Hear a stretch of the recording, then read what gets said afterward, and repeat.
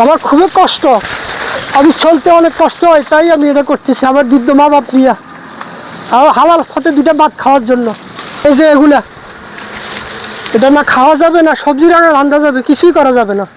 এই যে এটা যেভাবে কাটছে, যদি আমাকে এভাবে কাটতে তো আমার কোনো কষ্ট ছিল না, কিন্তু আমি অনেক পরিশ্রম করে এগুলো গড়ে তুলতেছি। কিন্তু যদি এভাবে নষ্ট করে দেয় তাইলে এদেশে কি করা যাইব?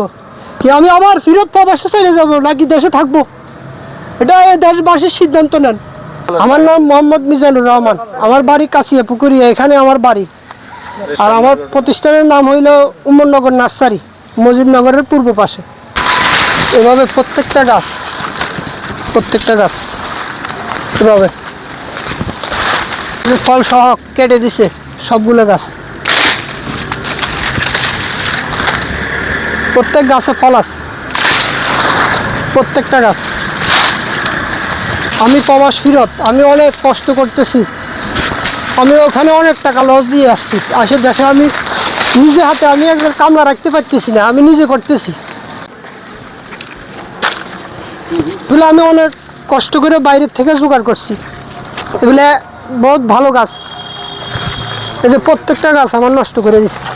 এই যে এটা একজনে উঠানো যায় না, এখনো ছোট। এই যে G9, এগুলো সব 12 মাস, এগুলো সব কাটিমন আম। এই যে সব গাছে আম আছে, এই যে এগুলো থাই জলপাই সব নষ্ট করে দিছে। 400 টাকা 2000 টাকার উপরে আছে। এগুলো বেশিরভাগ প্রবাসীরা আসে, আমিও একজন প্রবাসী, আমি ভালো জিনিস দিতে চেষ্টা করি। এই যে প্রত্যেকগুলা থাই, এই যে জলপাই প্রায় এখানে 1000 চারা নষ্ট করে দিচ্ছে। আমার ক্ষতির পরিমাণ এখানে 5 লক্ষ টাকার উপরে হবে। আমার একটা কাঁঠালের চারার দাম আছে এখানে 3000 3500 টাকা। মাত্র আমি নিয়ে এসেছি গাড়ি থেকে নামাই, এগুলো আমি সেট করতেছি। আমি এগুলো রংপুর বগুড়ার থেকে সংগ্রহ করি, বাইরের থেকেও করি, ইন্ডিয়ার থেকেও কিছু আসে আমার কুরিয়ার মাধ্যমে। আমি ফজরের নামাজের পরে এখানে আসছি, এসে তালা খুলে ভিতরে আসার পরে দেখি যে অবস্থা। ওই সময় আমি আর দাঁড়াই থাকতে পারি না। এই নার্সারির 1.5 বছর হবে আমি গড়ে তুলতেছি, আমি কামড়া লাগতে পারতেছি না, আমি নিজে হাতে সবগুলো করতেছি। আমি থানায় অভিযোগ করতে যাইতেছি, ইনশাল্লাহ আমি অভিযোগ করব।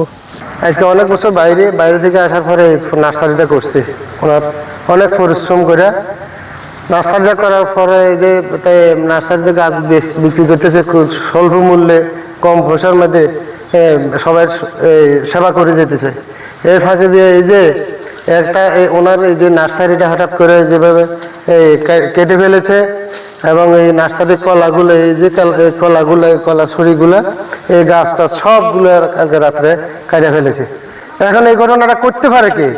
কেউ না কেউ তো করছে। কিন্তু এখন আমরা চাই যে প্রশাসনের মাধ্যমে, সুস্থ তদন্তের মাধ্যমে, যে এভাবে এই ঘটনাটা যারা করছে তাদেরকে উদ্ঘাটন করে শাস্তির আওতায় নেওয়ার জন্য আমরা জোর দাবি জানাচ্ছি। এলাকাবাসী সবাই এটা প্রত্যাশা করে প্রশাসনের কাছে। পুকুরের মাছ রক্ষা পায় না, ফিশারির প্রায় 2000 মাছ কত বড় সাইজ ছিল, 3টা 1 কেজি সম্পূর্ণ মাছ ময়রা বাসি উঠছে, দেশের সবাই দেখছে। কিন্তু না, আমার সাথে ব্যক্তিগতভাবে আমার কোনো শত্রু নাই। বারবার আমার উপর এরকম আক্রমণ হইতেছে, আমার সম্পদের উপর। যেটা আমি করতে যাই ওইটাতে দেখি যে বাধা। প্রত্যেকদিন সকালে এখানে আসি, আমি রাত্রে বাসায় যাই।